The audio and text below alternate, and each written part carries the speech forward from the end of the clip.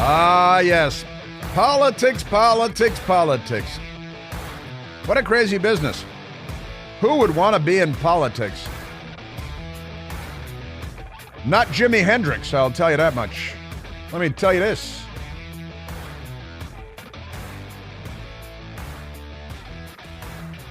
But a lot of politics on the plate today. You know, it's the permanent campaign that the Democrats have inflicted upon us to further divide us and tear the country asunder. Asunder, that's like a marital vows word, right? But the left is here, and they are the Democrat Party. And the left, they've saddled up with Hamas, among other things. We got Cori Bush. She's a congresswoman. She's a member of the Jihad Squad. She spoke today.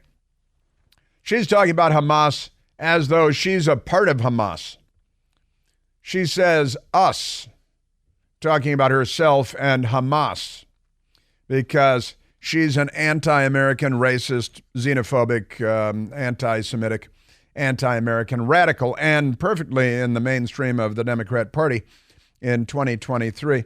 An extraordinary thing. But the big announcement from Joe Manchin, that was kind of fun. He's not going to run for re-election.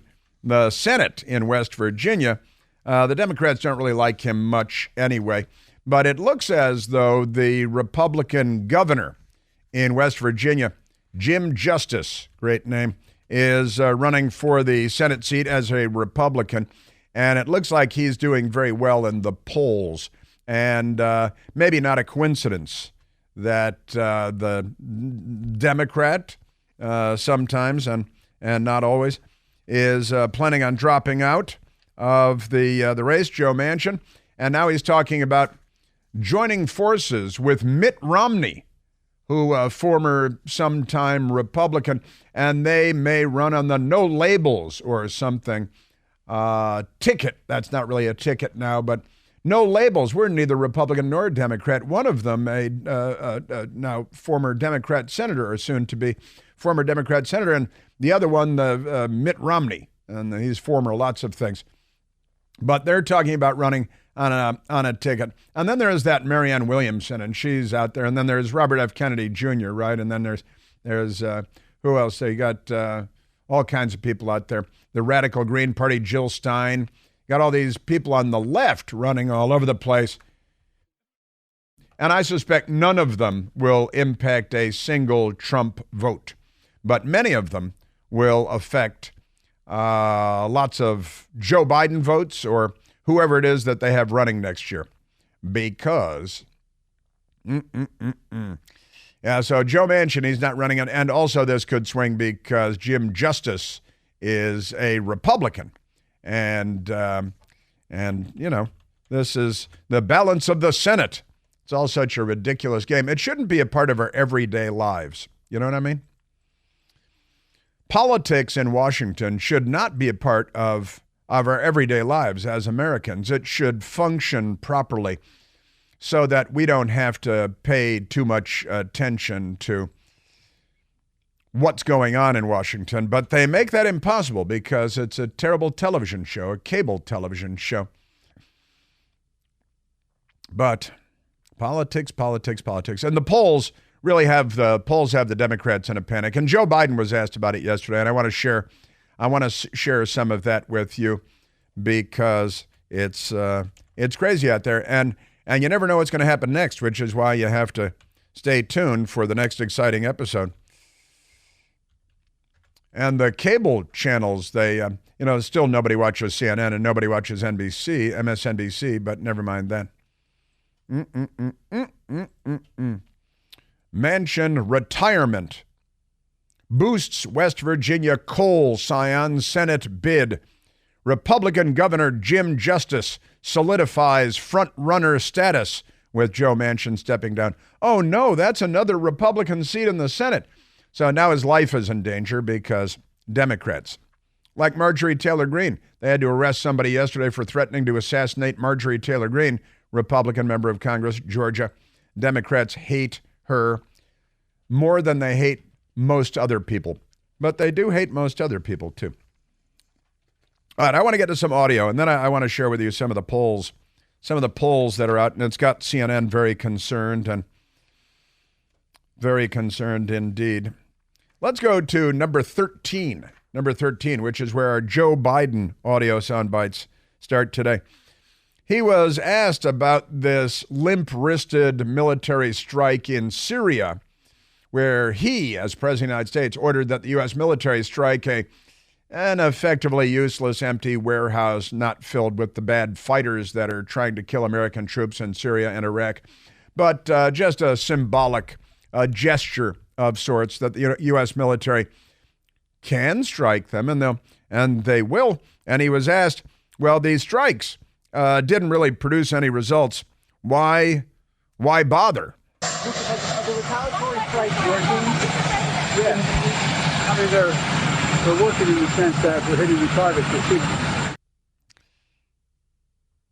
Why is it that, and I keep pointing this out, the more advanced our technology gets, the harder it is to hear our politicians. The microphones are never, we have these directional microphones called shotgun mics. They're, long tubular mics, and then you put them on what they call fish poles, telescoping, aluminum poles, and we had better audio 50 years ago than we get today.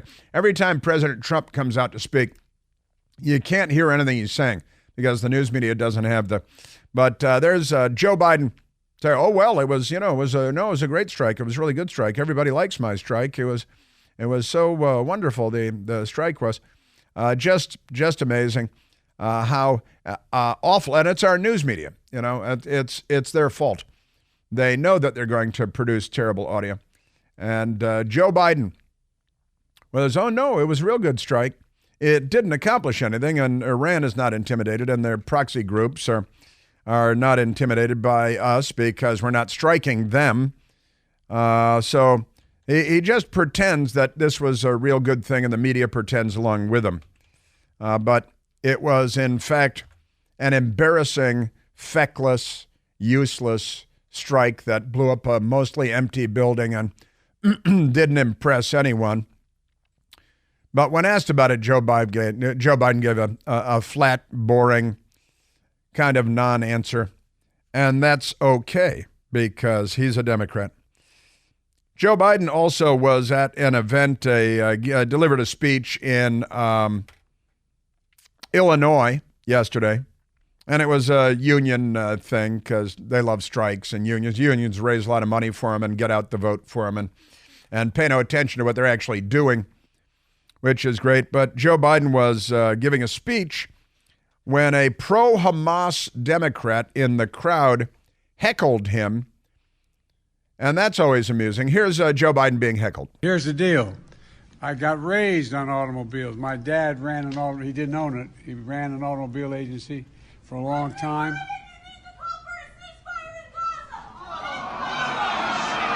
Oh, shut up, lady. Okay. No, let her go. No. She's a voter. No, let it. It's okay.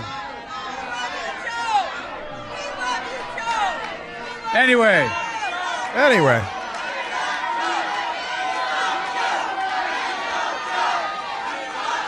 Look,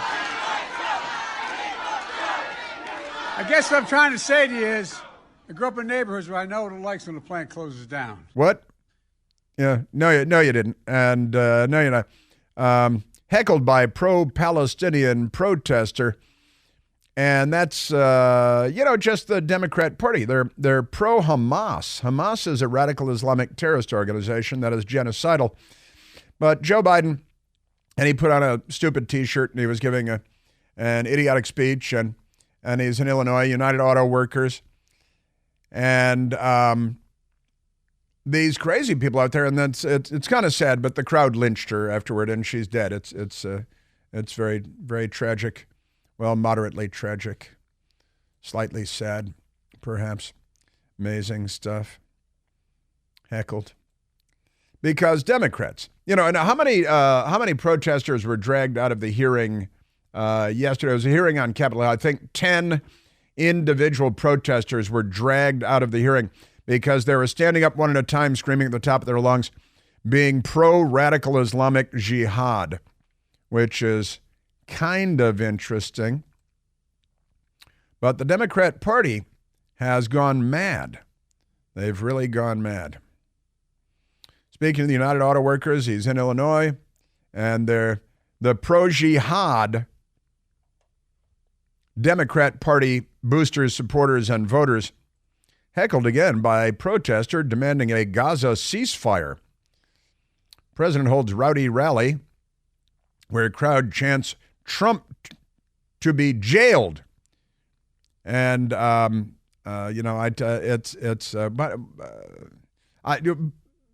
said it first, lock her up. So that makes it okay with the news media, because our news media is as corrupt as any institution you're going to find anywhere on the planet Earth. In fact, here he is in Illinois with where he mentioned President Trump, who's beating him in all the polls. Donald Trump often says we're now, quote, we're now a failing nation. We're a nation in decline. Yeah.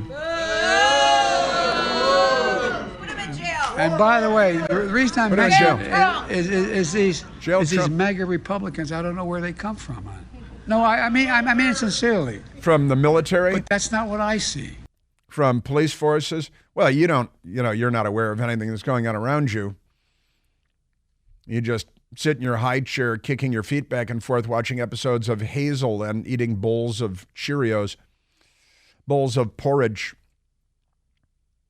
Yeah, I don't see. No, everything's going great. No, ain't this great? This is, and they'll jail him. And yeah, you notice also that when he mentioned Trump, the anti-Trump enthusiasm was kind of low for a mob of Democrats who usually loot and burn police cars and attack police stations and things. Amazing. Now, here he is, and someone apparently on the press riser took a fall, according to reports. And it was a member of the press corps traveling, presumably, or maybe local press, covering the presidential event in Illinois, United Auto Workers. And you got to say workers there because it's in their name. It's the way they're fine with workers because there are a lot of Bolsheviks in the union operation. But he's speaking at the event, and somebody fell down, and he started saying, hey, somebody fell, but he was thrilled because this time it wasn't him. Workers are ready to work harder than anybody else. Workers. But they just need to be given a shot, a fair shot and a fair wage. That's not too much to ask. You okay? I want the press to know that wasn't me.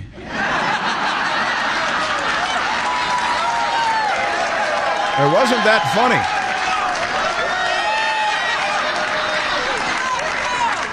They're eager for anything positive, anything good. I want the press to know it wasn't me. Well, the press knows because it was a member of the press that fell from the stand that the press was on.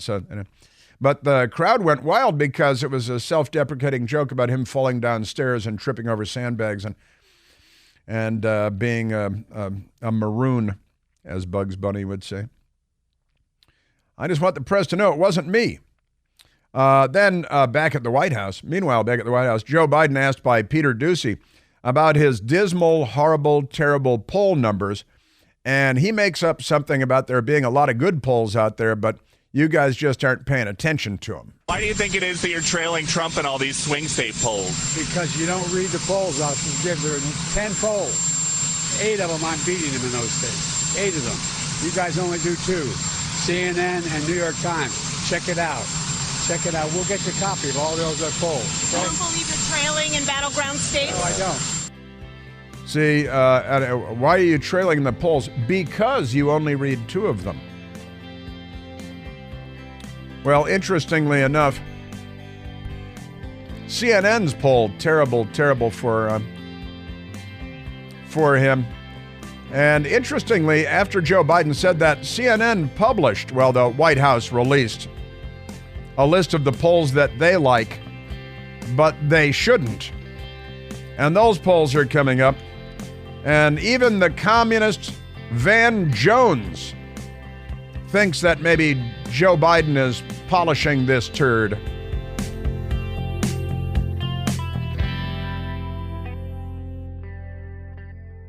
Hey, it's Chris Plant. Excited to tell you about our July 2024 Listener Sea Cruise. We'll be sailing around the British Isles, visiting Scotland and Ireland. Please join us. Book by this July 31st for extra savings. Visit ChrisPlantCruise.com. All right, we're back, and I tell you what, I think I want to take a call now, and we'll get to the polls. Joe Biden lying about the polls yesterday.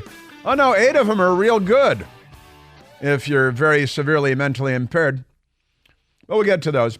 And Van the Communist Jones, Democrat, CNN, Obama, White House, just another commie. Let's go to the telephones, because on the line we have Bill calling from Belvidere, Illinois, which is where Joe Biden's UAW event was yesterday. And Bill, you were at the Joe Biden event in Belvidere, Illinois yesterday. That's correct. Did you have a lot of fun? I did not. It was a very awkward environment, and just to hear the way everybody spoke about the other opposite party, and it was kind of crazy. Well, tell me about it. Now, you're a regular American, you're a regular person, you're a UAW member, and you were at the event, but your politics may not be the politics of the union leadership and of Joe Biden. That's correct. Okay, and were you required to be at the event?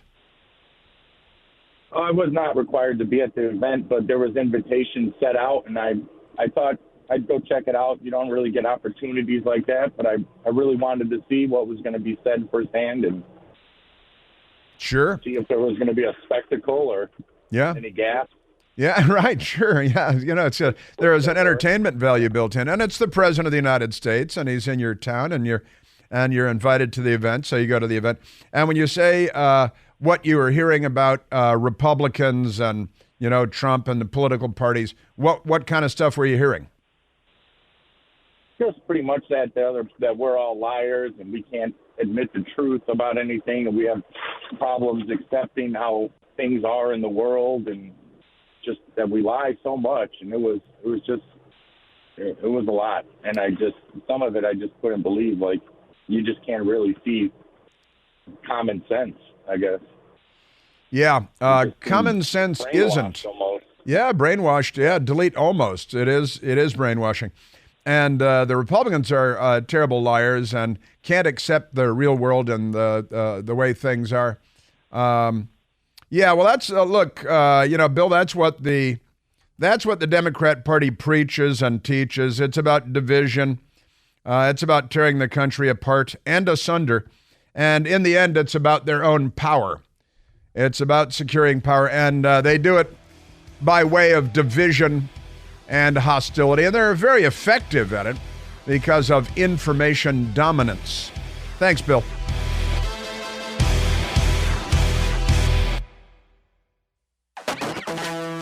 All right, well, that was Joe Biden lying yesterday to Peter Doocy. That's because you guys, I'm doing bad in the polls because you guys just look at 2 of them.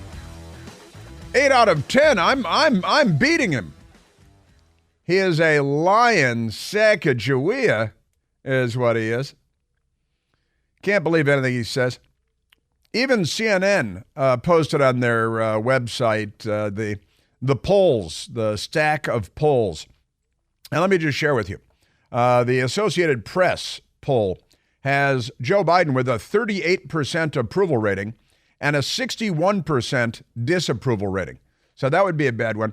And he mentioned CNN and the New York Times poll, right? That's what he mentioned. The CNN poll has Joe Biden with 39% instead of 38% from AP approval rating, and still a 61% disapproval rating. The Quinnipiac poll has him with a 39% approval rating and a 58% disapproval rating. That's not very good. The Gallup poll has him with worse, 37% approval rating, 59% disapproval rating. CBS has him, CBS News YouGov, with a 40% approval rating. That's one of his best numbers that you're going to find anywhere.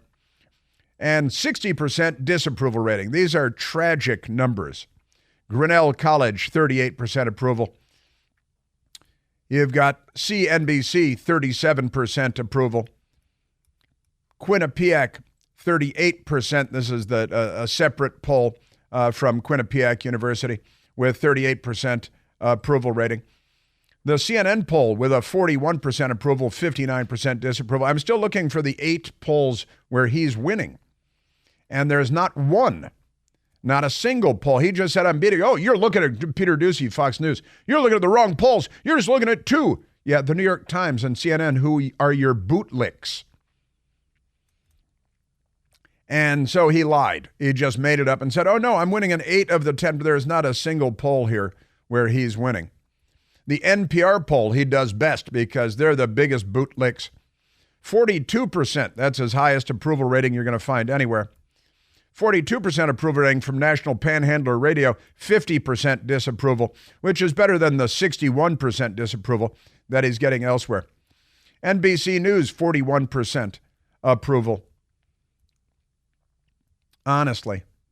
Just tragic. The Washington Post poll, 37% approval. I'm still looking for the one where he's beating, and not to mention the eight polls where he says he's beating Donald Trump, and there isn't one. There's not 1 nor 2, certainly not 8. Embarrassing. What a clown he is. Let's go to the communist Van Jones. Van Jones, who at least used to, when they brought him into the Obama administration, they were very proud. They had been looking at him for years, and he's a self-described communist, and they brought him into the Obama White House to be a communist. And Van Jones is now with CNN, the communist news network, and Van Jones saying, you know, listen, the Biden-Harris thing is not looking good at all. The Biden-Harris coalition could be called the Humpty Dumpty coalition right now, just falling apart. Just falling apart. The Latino vote on the ground, the youth vote on the ground, the black vote on the ground. This is not good. This is not good. Notice how everything with them is race. They're all racialists, if not racists. The Latino vote, the black vote, that's true. He's doing terrible doing terribly with the Latino vote and the African-American vote. And that's the way they see you. If you are Latino, they see you as a Latino. And they're going to offer you Latino things. And if that's what you want, you may be in the wrong country. If you're African-American, they see you as African-American, not as an American, but as an African-American.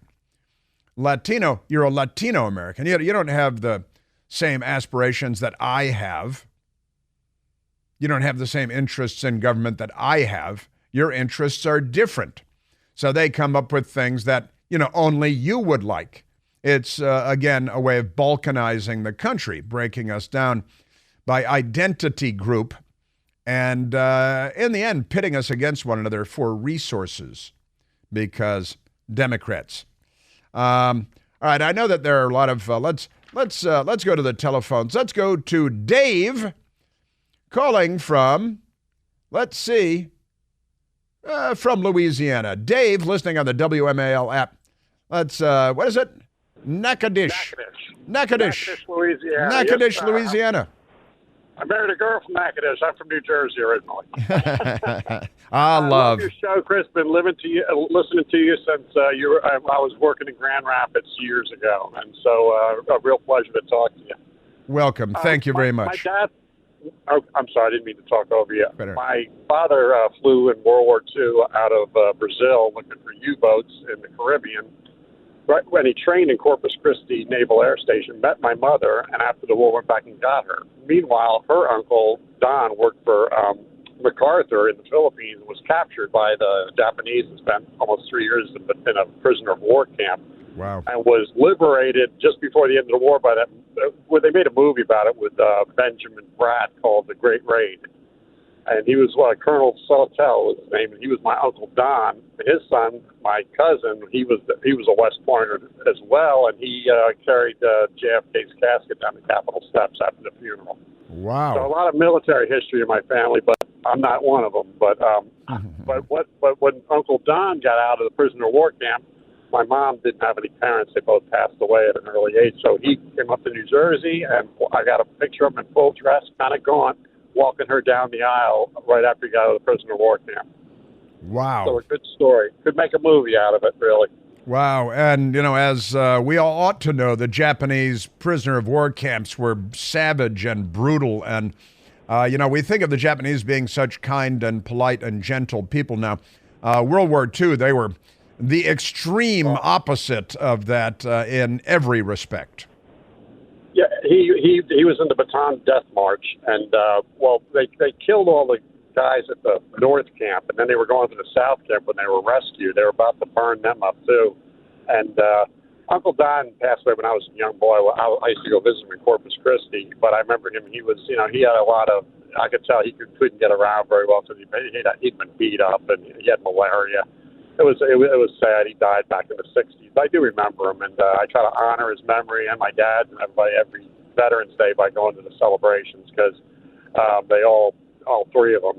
My cousin was in Vietnam also, so they all served World War II in Vietnam. So I probably should have joined, but I just never did. But I am proud of the service my family gave during those wars. Well, and I just want to call and let you know that, and then know I enjoy your show, and I watch Newsmax every night, and me and the wife sit around, and we just laugh and have a good time watching you. Oh, that is great. I'm really happy to hear that. Thank you very much. I was very happy with last night's show. I thought last night's show was a cut above. I'm a strict critic of my own work, and I'm not always happy with everything that I do, but I was very happy last night. I try to set a high standard, The only thing I saw, Miss Mercedes wasn't there, and I always enjoy her. Yeah, it's true. But the crew was a good discussion. It's always enjoyable. It's my last thing because here it comes on Central Time. So we stay up and watch it. Last thing before we hit the sack is watch you and go to bed happy and laughing. Oh, that is really great to hear. I'm so happy to hear that. Thank you very much. Yeah.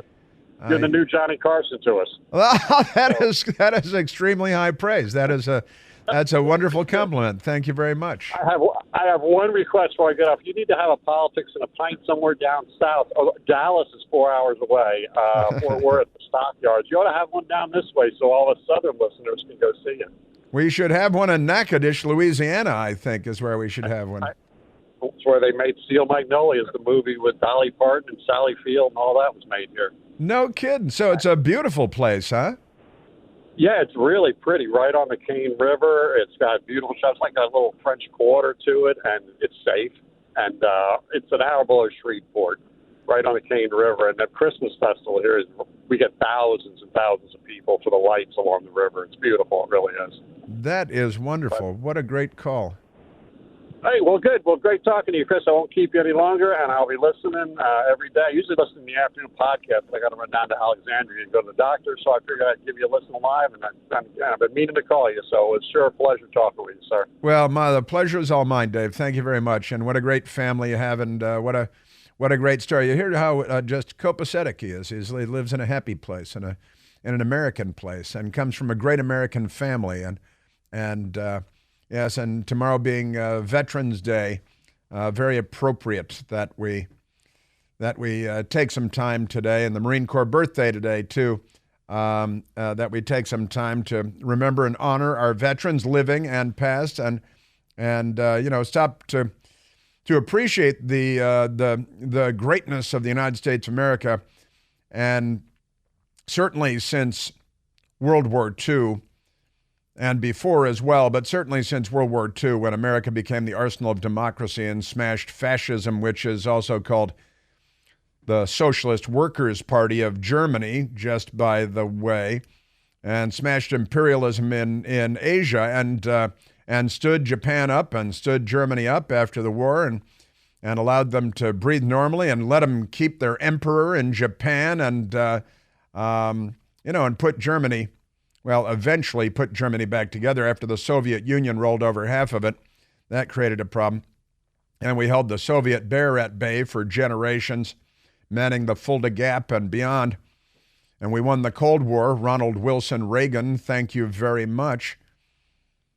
We are the arsenal of democracy. We are the one indispensable nation. We are an extraordinary, and we are the exceptional nation on the planet Earth. And we are all of those magnificent things because so many American men and women have stood up to defend democracy and freedom and liberty against tyranny. And in this moment in history, we are being called upon, perhaps in an all-new way, to stand for freedom and for liberty and for the United States of America, for our constitutional republic, because we are the last best hope, and we are that shining city on the hill. And we're under assault again, very much under assault. And, that brings me to to our British friend, who I think I'd like to get to. And my best girl introduced me to this video streaming on Al Gore's amazing internet. My best girl is great. She's one of my best producers, actually. She, given that it's Michael Piercy and my best girl, that's it. We don't have a staff of dozens here or anything like that. It's Michael Piercy and me, and that's that. Now, British journalist with The Spectator, Douglas Murray, who is an intelligent person, and speaking about Islamism in the United Kingdom, in England, and how they are being overrun and their culture is under assault, and the left, as is the case here, has decided to get into bed with the jihadis, with the Islamists, the most illiberal people perhaps on the face of the planet, probably on the face of the planet. British journalist with The Spectator, Douglas Murray. In the UK, it's different. Our police force behave differently, and policing by consent and all of these sorts of things. But clearly they've lost control of the streets. Is it time to send in the army at some point? Probably yes. But if the army will not be sent in, then the public will have to go in, and the public will have to sort this out themselves. And it'll be very, very brutal. It'll be very brutal, because there is no the soul of England, the soul of Britain, is about to be trampled on very, very visibly by people who are gleeful in their trampling. And they have defaced and defiled all of our holy places. And I know that the British soul is awakening and stirring with rage at what these people are doing. These people came into our house. Many of them broke into our house illegally. Many of them were never wanted here. And they have come here. They have betrayed all of our attempts at hospitality. They've spat in our faces, and now they want to trample everything we have underfoot. No. No. Quite succinct, I thought. Will we have to call out the army because of, and he's in the midst of discussing the Islamists. Douglas Murray, The Spectator in the United Kingdom, he was then on the Fox News channel this morning talking about the situation in Britain as well. He's talking about Israel. Oh, my apologies. He's talking about, it's Hamas and the jihad against Israel and the conflict in Israel. And the Democrats have, and in the left in the UK, saddled up with the radical Islamic terrorists. No other group would put up with this or should put up with this. Israel. No group should put up, after a massacre of their people, with students across campuses hounding, not the perpetrators, but the victims, hounding people who look like the victims, who are related to the victims, having mass protests to attack the people who are the victims. Only with the case of Israel and the Jewish people does this occur. And the one positive thing is that there is a great amount of solidarity from around the world, particularly from America, of good, decent Americans who are Jewish and not Jewish, but who stand with Israel at this moment and say, in spite of the face of hate that we've seen so much of on the streets of America, primarily America is behind Israel. Yeah, but the left, you see, the left. He summed it up eloquently. And he's talking about how bad it is in Great Britain. He's talking about the military having to be called out because of the mobs in the street. And the politicians are not up to the task at this moment in time. Talking about the military being called up. And if that does not happen, the soul of Britain under assault, he says, then the people of Britain will step up, and that would be brutal. Brutal? He does not want to see that, but he fears that his culture is being rolled over by people, armies of people, legions of people hostile to his culture. And then he pointed to the United States, and he sees the same thing going on here. Reminds me of a great caller we had yesterday, Rummy. If Rummy is listening.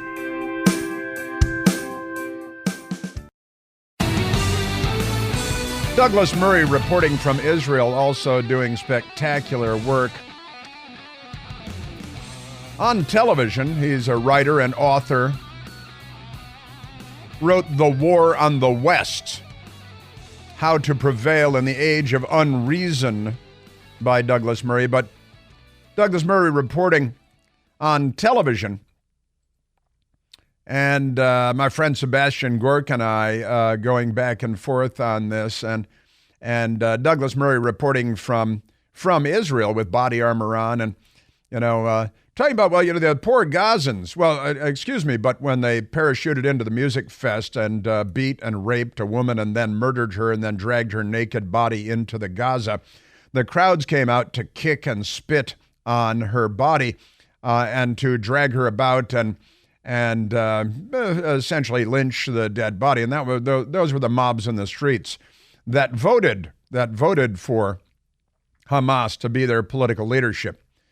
Another extraordinary piece that my best girl introduced me to today, talked about how the Nazis in the death camps would engage in all sorts of self-destructive behavior and drink their brains out, and were suffering from depression and were traumatized by the work that they had to do because of the Socialist Workers' Party.